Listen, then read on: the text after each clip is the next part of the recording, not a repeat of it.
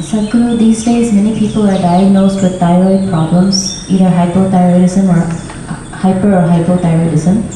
Even though we are consuming iodized salt, still thyroid problems are prevalent. What is the cause of the increase in these problems? Is it stress related, like diabetes or hypertension? Can we overcome these conditions with Hatha Yoga or Kriya, or being in a consecrated space like Isha Center? What are the things we can do to come out of it? I think a whole lot of people have come out of it with Hatha Yoga practice, no question about it. Being in a consecrated place definitely adds to it. But this pretty widespread manifestation of thyroid imbalance. So we must understand this. What you're calling as thyroid, in yoga we don't look at the glands like that. But medically, what you're calling as thyroid is that secretion within you which is trying to calibrate your system on a daily basis. It's just calibrating how much digestion should happen, how much energy should be produced, how much fat should be produced, how much muscle should be built, everything. It's trying to calibrate your physical structure. Your physical structure is very closely related to your psychological structure. Today, there is substantial evidence to show you that if you sit here and think of the mountain, your glandular function will happen in a certain way. If you think about a tiger, it'll happen another way. You think about an ocean, it'll happen another way. You think of a man or a woman, it'll happen another way. Just a thought, nothing.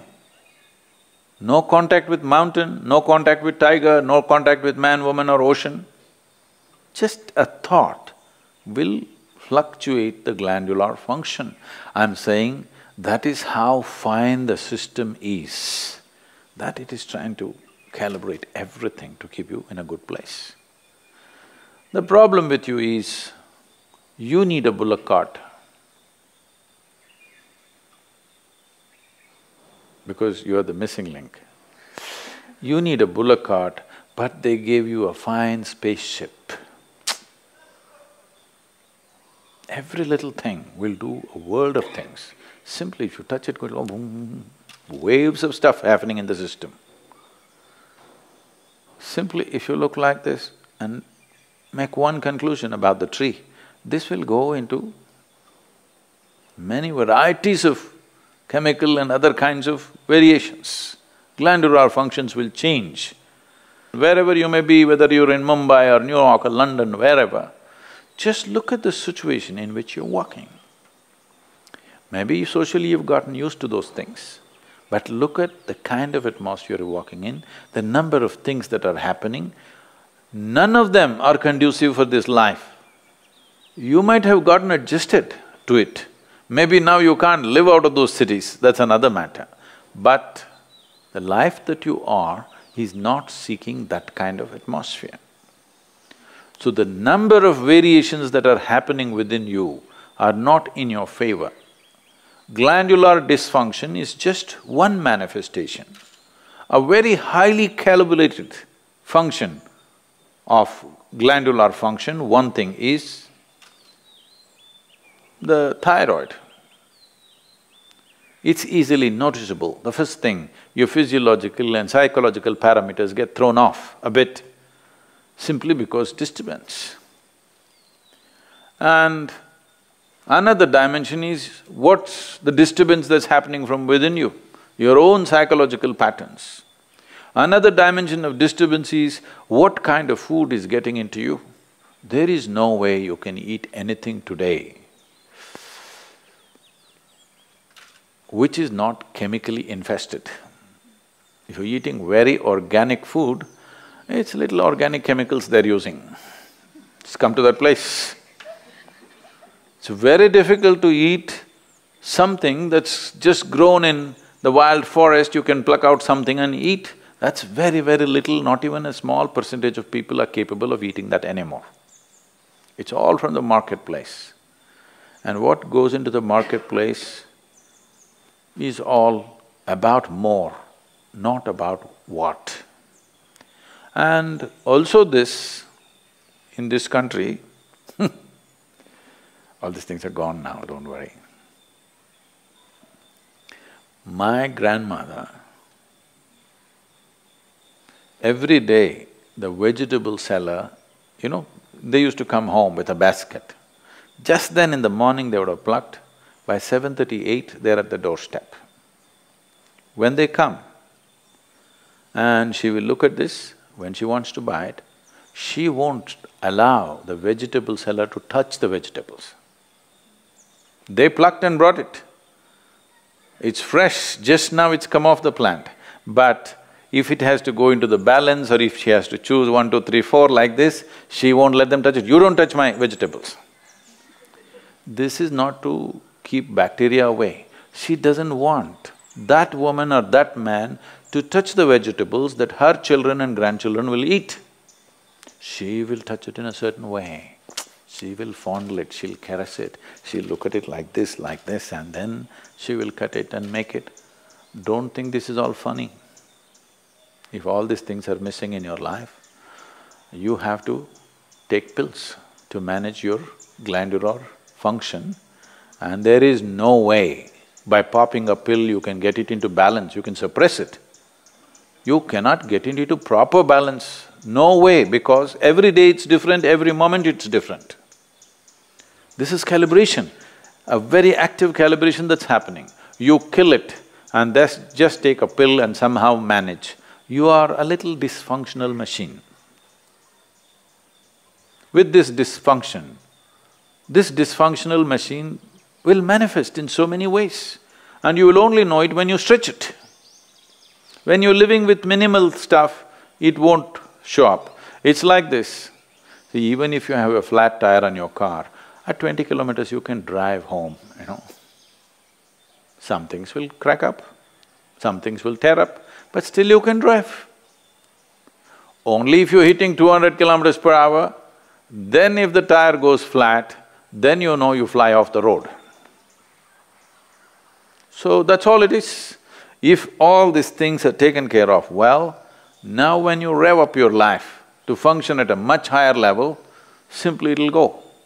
Now you rev up your life without bringing that balance, then you see it'll freak. You will see this happening all around you every day. So, to invest that much into our lives, well, you can't leave your city and go and live in the jungle. You can't leave the atmospheres and go away. At least you must equip yourself so that those things don't have too much impact on you. It'll anyway have impact, but how much is the question? How much impact? At least within your home, surround yourself with some plants. If there is no space, fill your room. This is going to have some freaky bedrooms. Open up half the roof. Oh, but there's another floor above, Sadhguru. Okay, open up the damn walls so that some sunlight comes into you. Yes. Not everything is closed and just one air conditioner is going brrrr all the time. This is one thing, the reverberations around you are freaking this body completely, all the time, brrrr. Particularly when I'm outside the country, particularly in United States. Even in Europe it's little better. In United States, all the time something is buzzing, endlessly. When I come here, it's like, just still, which makes you alive. Everything is buzzing, you're like Most people are not conscious of it, but it's happening to them. The very fact that they're sleeping 8 hours a day is just that they are not living in their natural habitat. They are trying to protect themselves by sleeping. So, to protect yourself from disease, to protect yourself from mental illnesses, to protect yourself from all kinds of imbalances, you sleep 8, 10 hours a day. This is half your life, you're dead. Death is always a good fix. But that's not the fix we are looking for. We are looking for a life fix, not an end fix. If you end something, it is fixed, isn't it? Fixed or no? Fixed, but not the way we want. We want to be here, alive and be fully fixed. So if this has to happen, you can. I know you may look freaky, even I will think you're freaky. But you can bring some plant life into place where you sleep. When you walk, you must always be conscious of the life other than human life. Most people are not even conscious of the human beings, so I'm reminding you, you must be conscious of everything that is alive. A tree, a plant, a blade of grass, a grasshopper hopping, and the people that you don't like are passing by. All kinds of things. You must be alive to everything. Don't need to do any, oh, I love the tree. You don't have to love the tree. You have to be nourished by it. That's the only way to live. You like it or not, it's nourishing you right now. Consciously, if you do it, everything will work better. Something as simple as being alive to everything around you, indiscriminately, may regularize your thyroid problems.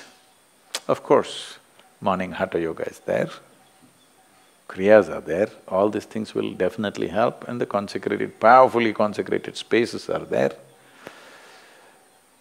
Many things. One of the main reasons is human beings are becoming less and less active as technology grows.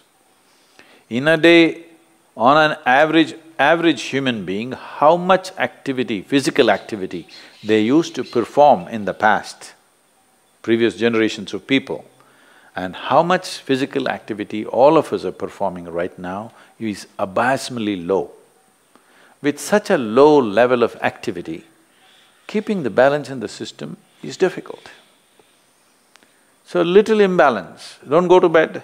If you feel little imbalanced, you must jump into activity. Wherever activity is happening with some vigor and joy, you must jump into that activity and do more and more of it if you're feeling sick. Really. Because the moment you go back, you're empowering that. Well, if you're very ill, that's a different thing. But otherwise, you must… we are talking about essentially glandular dysfunction of various kinds. Activity is a simple solution for everything. And don't make activity, for those of you in New York, I'm telling you, don't make activity, you have that health band on your thing. 10 steps, 12 steps.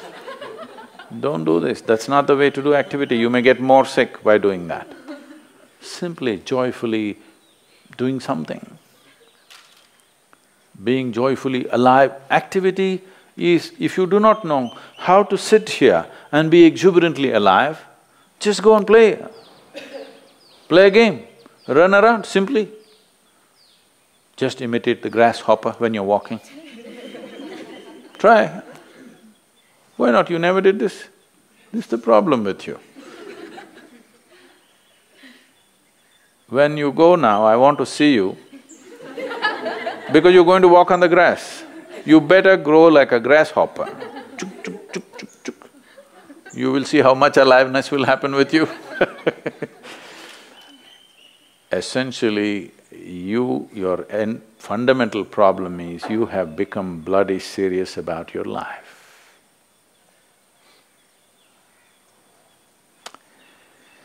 So, we have to again remind you, you will die anyway. Don't be so serious about it because it'll get over in no time. You must loosen the grip. Now if you loosen the grip, that last scene can be different. Otherwise, people see you, that's a great thing that happened to you. You loosen the grip. Now itself if you loosen the grip, you will see life will happen wonderfully well for you.